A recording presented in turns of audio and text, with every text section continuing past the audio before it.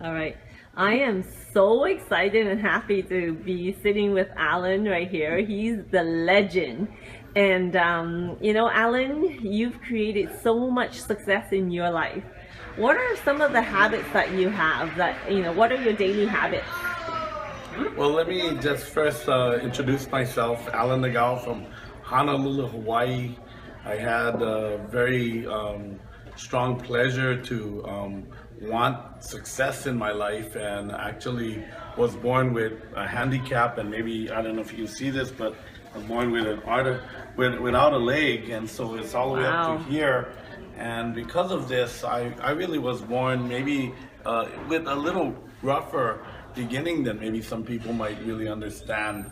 And this handicap led me to being teased every day. And maybe when people were picking teams, I was always the last one to be picked because I couldn't run. And because I had this artificial leg that was all the way up to my hip, it was very difficult to walk. And because of that, I wore a crash helmet, a leather helmet. It was not a pretty helmet, and I had to wear that every day in school. I was very different than the rest of the kids, and because of this, I really wanted to be like everybody else, but didn't have that opportunity. And because of that, really, I was really trying to do more to prove myself and to improve myself. And so that was my growing up. I really had a tough growing up time. But I really will say that my life changed when I realized I could surf. And hopping down the beach into the water, once I was in the water, I was like everybody else. Wow. And this really gave me a sense like I can be like everybody else. The difficult thing was hopping down the beach. And why? Because every time I would hop down the beach, I would be literally in a position where everybody was staring at me because I was hopping down the beach without a leg. Can't imagine. And this really caused me to really feel bad because I was a sophomore in high school. It was the beginning of high school, and I didn't like people staring at me. But I had to decide whether I was going to do what I love to do, or was I going to let what other people think or do control what I did. And maybe this is the philosophy of my life that I realized because I wasn't the best high school student, but I surfed almost every day. And therefore, what I'm saying to you is sometimes you just got to decide to maybe go against the grain a bit, to do what you need to do, to be really successful. And I really decided at high school level that I would really be successful. And I started studying success very heavily. I took all of the Psi seminar classes, and then I met my mentor. They say when you are really ready, your teacher will appear. And for me, that was Joseph Green. He was tutored and mentored by Napoleon Hill directly. He was very wise. He was 88 years old when I met him. And so therefore he was very old and wise and had studied success. And so when I met him, I had 2 years of direct mentorship in Mastermind with Joseph Green. And this has led me to a lot of the philosophy that I now teach. And it has made me millions of dollars in income. I have a beautiful home. I have the things. I've been married for 31 years. But more than that, I'm able to give it away and teach it. And why I say this is because I think you can measure things, like my mentor would say, by results. And it's not enough to just say, I know about success or the philosophy of success, but you can tell if somebody knows it by their results. And it's not just money, although I have made over 30 million. It's having the time freedom. My kids love me and love to spend time with me. Some people are very successful and the kids hate them. Yes. I mean, that's not success at all. That's And not so life. there's a lot of things that make up a successful life. And maybe we'll talk a little bit about this, today in this interview. Okay, and what was it like to be, mentored mentored under Joseph Green? Wow, I will tell you that that I have had the greatest education because of that. And it was, yes, discipline. It was a way to discipline my mind. But the way, I think, is important. I think everybody understands they need to discipline themselves and discipline their mind if they're going to have big success. But how? How do you discipline yourself? What do you need to do? Exactly, tell me. Like, it's almost like learning to swim. You know, if you tried to give somebody a book on success, like a book on swimming, and teach them how to swim with a book, you know, by the time they read the whole book, theoretically, they could learn, you know, what to do to swim, like how to paddle or how to kick or how to breathe. But then you throw them in a lake, they'll probably drown to the bottom. While they're reading page 23, read like this, they'll be going to the bottom. What you need is a mentor, someone that will hold you in the water, somebody that will teach you to kick like this, to breathe like this, and then to let you go slowly to the wall, maybe just 3 feet away, and then 5 feet, and then 30 feet, and then swimming laps in the pool. And that's what I had, and it was such a great lesson. So if you could imagine, we were meeting in mastermind with a group of 6. My mentor was teaching us, and then we would practice. We would practice the entire week, the lesson that we learned. And that is such an important part of what I'm going to share, is because all of this is wonderful ideas until you practice it every day. Then they become disciplines, and the disciplines become success. And that's how it is built. Wow. Okay, so Alan, you talked about being disciplined and, you know, learning to be disciplined. What are your daily habits? Well, I think the greatest discipline is that if you're going to be really successful, you need to actually focus. You know, Josephine taught us a very practical idea of being single-minded, having only one focus at a time, and this is not that easy, to line up all of your goals in one line. And this means that you don't want to have competing goals. You want one goal to drive the next. So if it is success monetarily, financially, then you want your family goal to actually help you drive you forward in that goal. And so you set up mini goals along the way that will help one goal drive the next. But you don't want to be doing your goal financially and then missing your family, so that now you are fighting. Oh, when you're on family time, I should be working. When I'm working, I should be with my family. That's the worst thing you can do. So just know that every day that you're working, you're actually working on your family goal of having freedom and doing the things you want to do and pushing each one exactly in a straight line. And by lining up all of your targets, your goals, when you're working out, you're actually giving your mind a little break so that the workout becomes a time when you're working on your success as well. And all of it is related to each other, so it's all in one direct line, like this. And that is, I think, one of the keys to the disciplines. But I think there's a couple other things that cause discipline. One is to realize that you will not actually want your goals that you say you want when you're really feeling good about yourself. Well, first, to set your goal when you're feeling really good about yourself.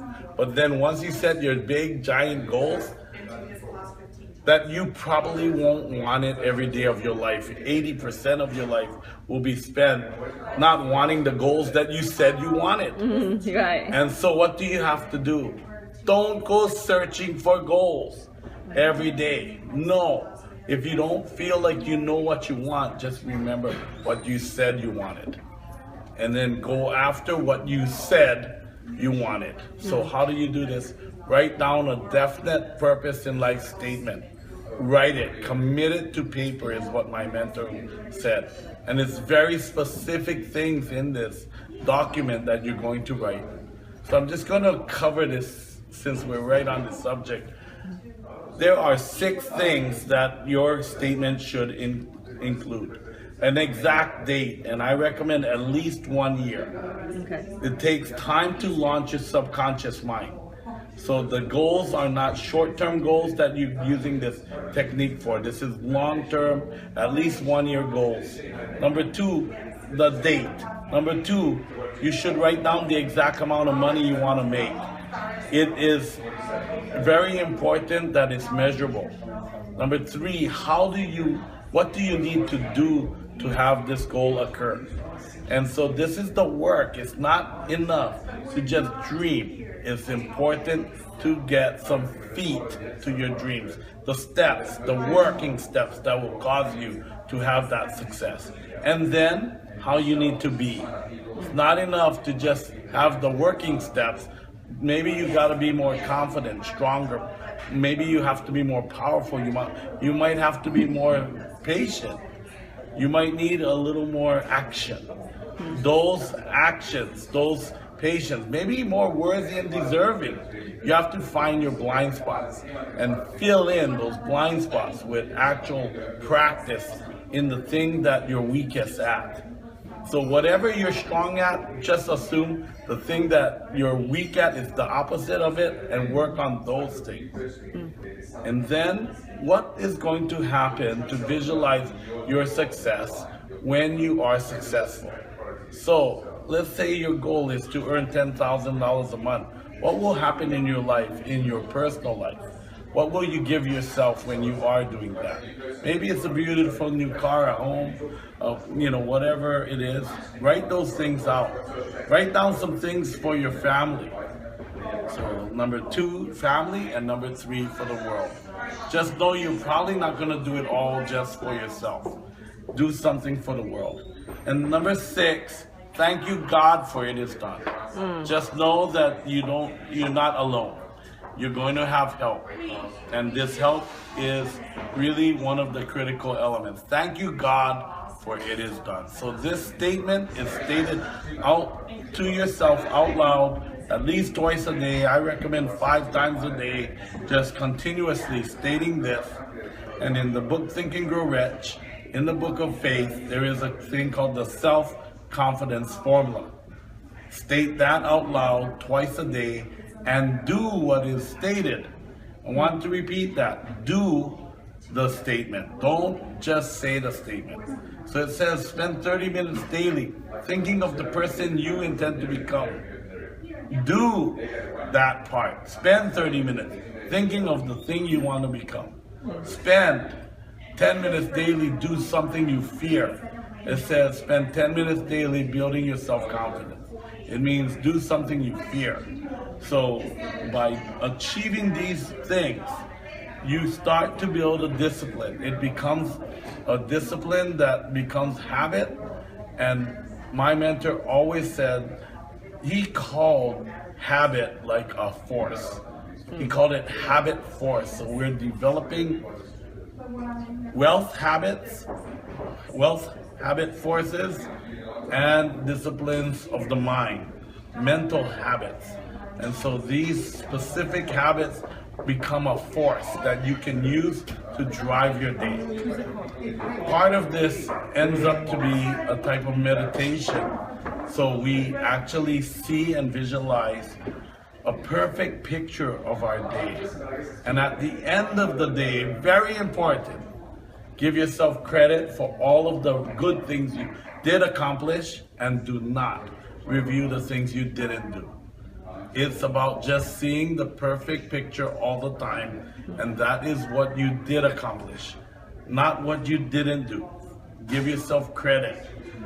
Tap yourself on the shoulder and say, good job for all of the great things you did during the day. So these are habits that you start realizing and start to actualize by doing. There is no way to build the habit without doing it. So you have to start. So I'm going to give you one of the keys. I know it's on your questions, but I'm going to give you a very big key. The key to success is nothing more, as my mentor said, than having one successful day. You want to have a successful life? The key, one successful day. So once you can have one successful day, The beauty of this is you can control one day. It's possible. It's possible to do one day. True. Now, do one more day, and one more day, and one more day, and you will literally lead yourself to a very successful life. So I want to just state it another way. Imagine your day, a perfect day. You wake up, you do your meditation, you do your exercise, maybe exercise 20, 30 minutes, not a long exercise, but just some workout. And then you do some meditation, 20, 30 minutes. And then you review your goals. Maybe your goals of 5 years from now, what I'm gonna achieve. Maybe a life goal, what will be my life looking like? So a goal for your life, a goal for 5 years. What am I gonna work towards today in working towards the goal for this year, this month, this week, and today? So write this out, literally every day. Spend 20 minutes going through and reviewing these things. And then you will start your work. But you will feel good because you have seen the perfect picture of your day. And so then spend the first half of your day doing some of the work. I call it swallowing your frog. It means, there's a book, Swallow Your Frog. It means doing the hardest things. The things that you know if you did would change your business, your world. Do those things first. And so swallow your frog. Take 20 minutes, take 2 hours to swallow your frog. Do the hard things. And now everything else becomes a lot easier. It's the things you start liking to do. And then go through your day. To the end of your day, you want to accomplish specific tasks. I break my days into 2-hour segments. So I'm doing different tasks. Do not do the same task all day long. It's boring, it's hard, and you tend to not do it. So swallow your frog is 2 hours. Now, go out, maybe have lunch. Take some people with you to lunch and talk about your dream. Maybe take the afternoon to do different activities, walking and talking to people, doing other kinds of work, maybe some technical work or some brainless work, so you can give your mind a little mental break.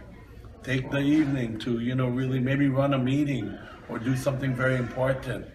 And then take the later part of the evening talking to your mastermind, your group of people that really will affect your business.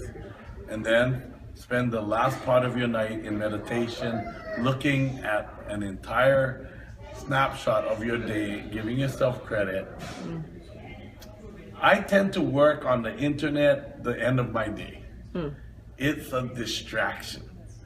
So I try to do that at the end of the night, some of the last things, and then I just go and do a meditation. Usually at night, I try to do about a half an hour before I sleep. To get in a really relaxed state, I used a rock and a bucket. Okay. And this is how I do it. I put a rock in my hand, a big steel bucket, and I just hold the rock. I'm tired and sometimes I will fall asleep. And the rock will drop in the bucket with a bang. And it'll wake me up and I'll grab the rock and get back in that position.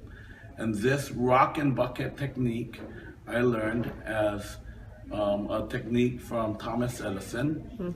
And it gets you in a state where just before sleeping is true meditation. Just the second before sleeping.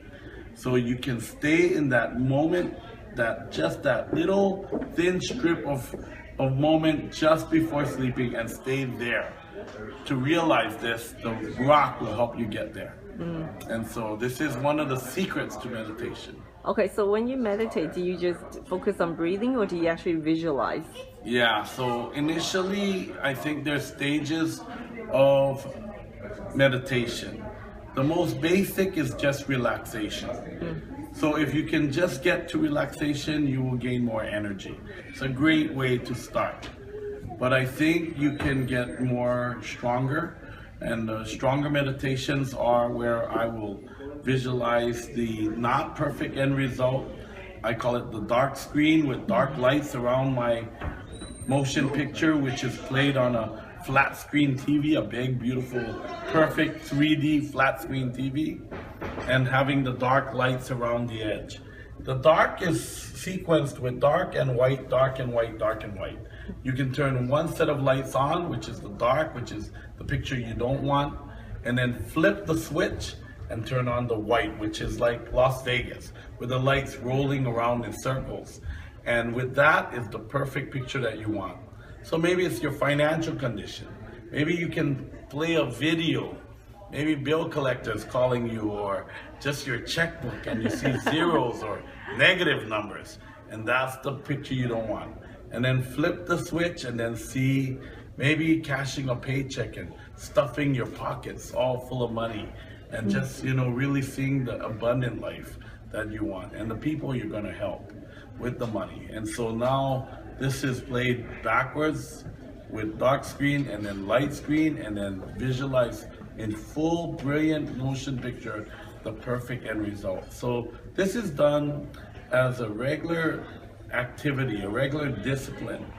It will be done to the point that you get it where your mind will shift and launch.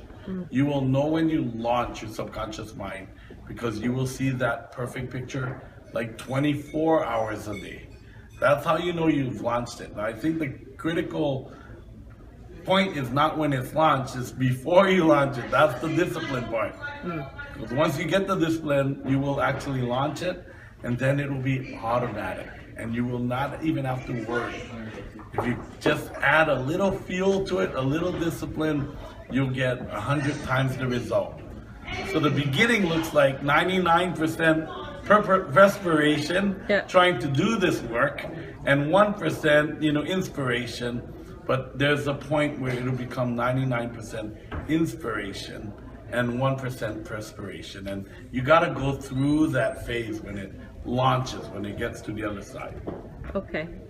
Thank you. Now, Alan, you've created so much success already. You made over $30 million launching, marketing the yo-yo around the world. And now you're working on Nu Skin, with Nu Skin. Why? Well, I think, first, Nu Skin fulfills one of the greatest, pleasures. So I'll just back up a little bit. So starting Nu Skin, you first work on success. So again, it's working on the disciplines, and you have to do the disciplines, which is not easy. And as you build your Nu Skin business, it will become more and more residual, and it will give you more and more freedoms. I think the difficult thing is to visualize your success before you succeed. So you have to see the perfect end result, and that may be a 1, 2, or 3, maybe even 4-year process. So you're kind of working for success. And this is maybe the hard part, to talk to people and you don't have the success yourself. To believe that you're going to be there, even though when you look at your daily activity, you go, it doesn't look anything like what I'm saying to people. And it feels like a lie. And there is a difficulty in that, but you have to believe by not seeing. And this is, I think, one of the keys to success, actually, as a whole. And I'll just say it this way, that during that time, you're building a skill. And so what you need to do is actually not see what is. And some people will call this a lie. But this is a technique.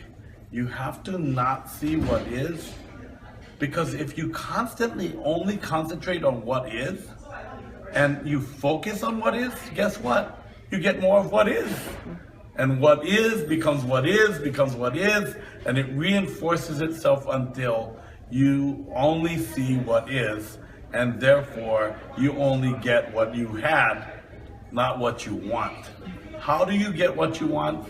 You blind yourself. You literally blind yourself of what is. Enough blindness of what is so you can see what you want. And if you see what you want clearer than what you see what is, so you have to blur the picture a little, scratch the record so you're not in the same groove, so that you can see something that isn't. And when you can start seeing what isn't more clearly than what is, you get what isn't. And what is disappears. And so you get what isn't, and what is disappears. And this is the key to this process of thinking and learning. So, this is a really tough and yet very rewarding process, because once you learn it, you can teach it.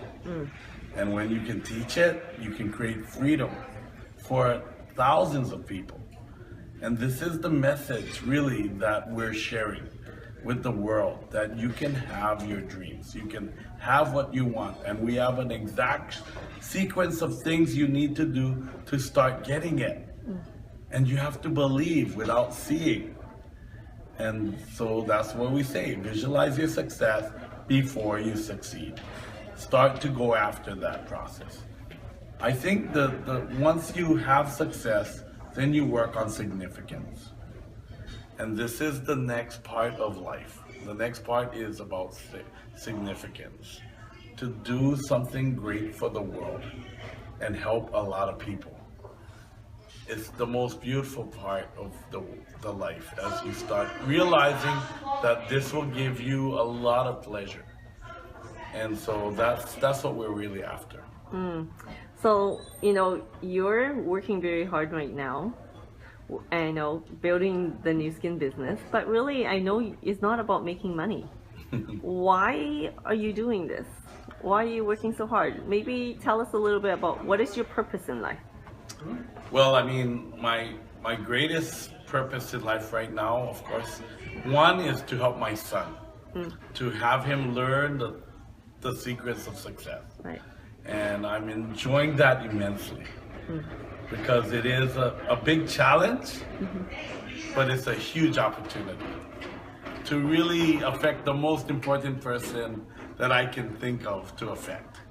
Okay. And but I think the next thing is really in doing something great for the world, and he and I are in alignment to doing this, is to change the world. So I'm working on a project with Nourish the Children right now. I met Nourish the Children at a big event with Nu Skin, where Lee Iacocca was speaking. He's one of my heroes. He is the former chairman of the board for Chrysler Corporation, saved hundreds of thousands of jobs in Chrysler, and really was a business icon I studied. When he came out in a Nu Skin meeting in the front stage of a big event, I couldn't understand what this guy was doing there, realizing later that he was the president of Nourish the Children.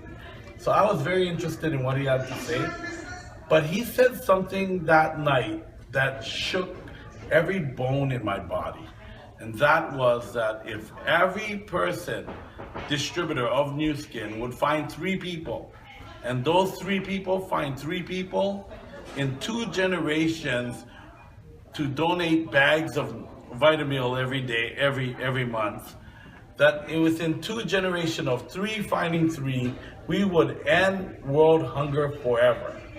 Wow. And suddenly, Nu Skin rang in my bones. In other words, the real purpose of my Nu Skin business became to do something for Nourish the Children. And I thought that I could have an impact in the world in a small way, or medium way, or big way, was just the most delicious thought that I could think of. And I started. And we built an enormous organization, and our organization right now is changing the world. We have a system where we are doing something for Nourish the Children every month. And this day that we do, our giving day, we work to help to create donations for Nourish the Children. Well, my goal is to get this idea in our team to produce 600,000 meals a day. we are increasing this year. The last 6 months, we have increased by 30,000 meals a day. So we went from 150,000 meals to 180,000 meals a day globally with Nu Skin. But my goal is to get us to 200,000 meals this year, and then 600,000 meals by next year. Wow. But once we hit 600,000 meals, my goal is to travel around the world teaching this to many organizations, team elites around the world, and we will literally end world hunger. And I believe it is possible. And this is my dream, and it is the most, again, the most delicious thought. It's the thing when you are having a dream, it's so delicious. You want to taste it. It is just the most beautiful thoughts. Your dream. Well, when you can actually experience your dreams, it is the most beautiful tasting thoughts. And you feel so good. You feel like, I mean, imagine the most beautiful, I don't know what you consider delicious. I mean, sexually, or, you know, if you love to eat, the most delicious thing you can imagine tasting. And when you can experience that on a daily basis, of course you want more. And that's what life becomes. This beautiful life of living your dreams daily and experiencing it, because you do not let the sun set without taking a step towards that dream. And I'm doing that daily now. So of course I'm living a very beautiful life, and it's very attractive. People look at me and go, "You are so happy." I don't understand why you could be so happy, because it's much more than, yes, making millions of dollars a year and, you know, getting nice things. No, it's way more than that.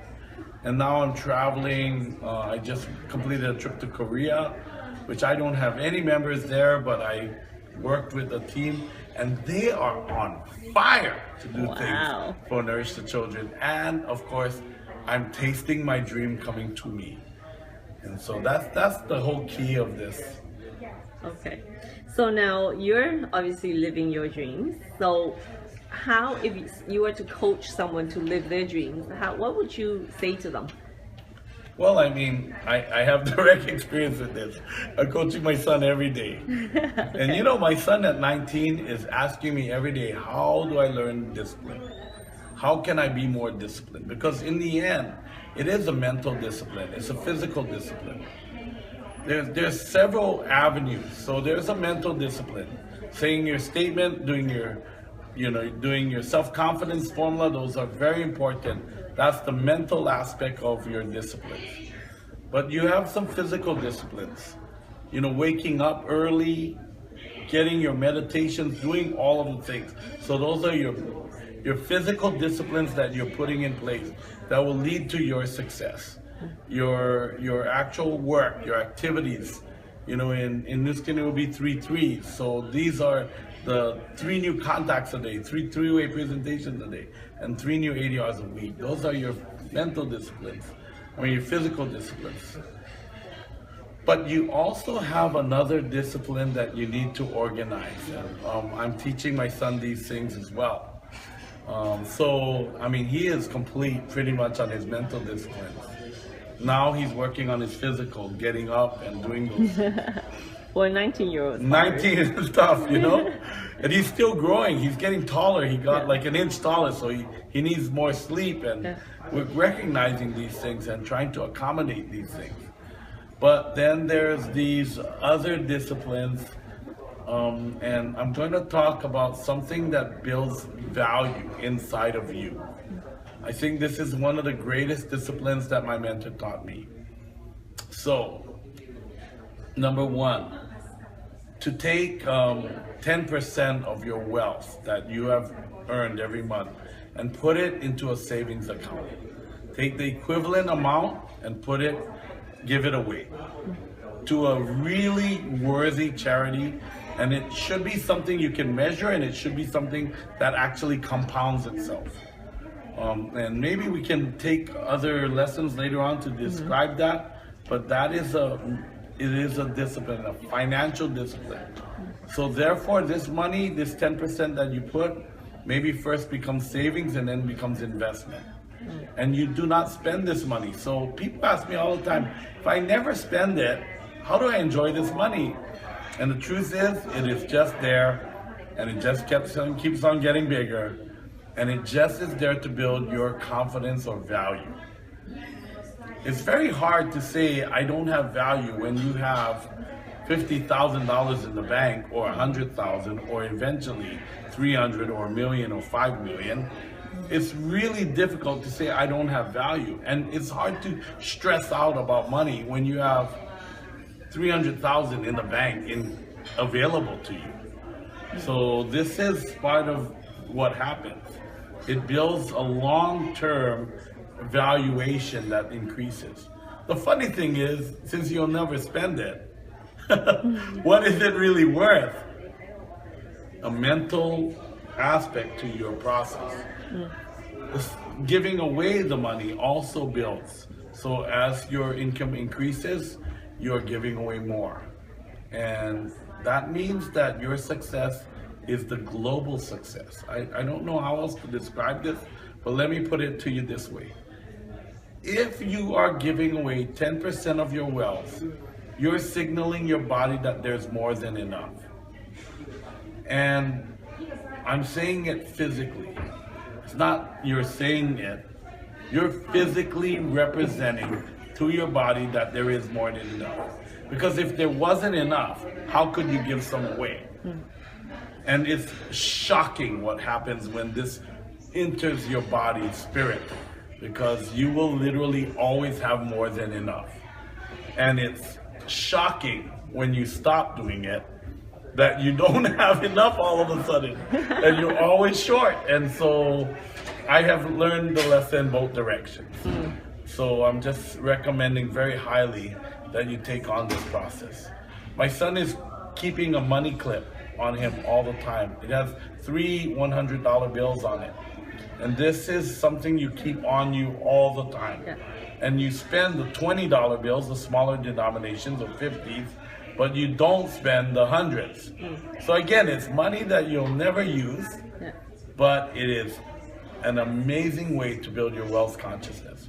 I mean, there's other things about how to take care of your car and how to make it look like the beautiful dream car, how to take care of your home and make it look like the beautiful, clean, neat, tidy, beautiful dream, your closet. I mean, there's a lot of ways to do this. But my mentor went through and gave us these disciplines that I have taught other people. And it's shocking to see how important this is to build your value. So your value can be built this way, and also to love yourself every day, to give yourself credit for what you do, to be beautiful, to give yourself valuable things every now and then, buy yourself a gift. These are all ways to build your internal value. So what I'm saying is you have disciplines of your mind, physical disciplines that will help you to be successful. And then this discipline of actually ever increasing wealth, a consciousness of wealth. And I think in using these entirely, and then looking at what your weakness is and actually focusing, so you swallow your frog first, do the hard thing first. Might be physical disciplines for my son, might be mental disciplines for others. A military guy probably has great physical discipline, but may not have the same mental disciplines, or may not believe in his own value. And so looking at which one is the weakest and working on those things is one of the keys. I think the beauty of my mentor is he taught us all of it. And we didn't focus on any one. We actually said we need to accomplish these disciplines. Wow, incredible. Thank you very much, Alan, for sharing your secret to success with us and your philosophy of success. Thank you very much. Aloha. Aloha.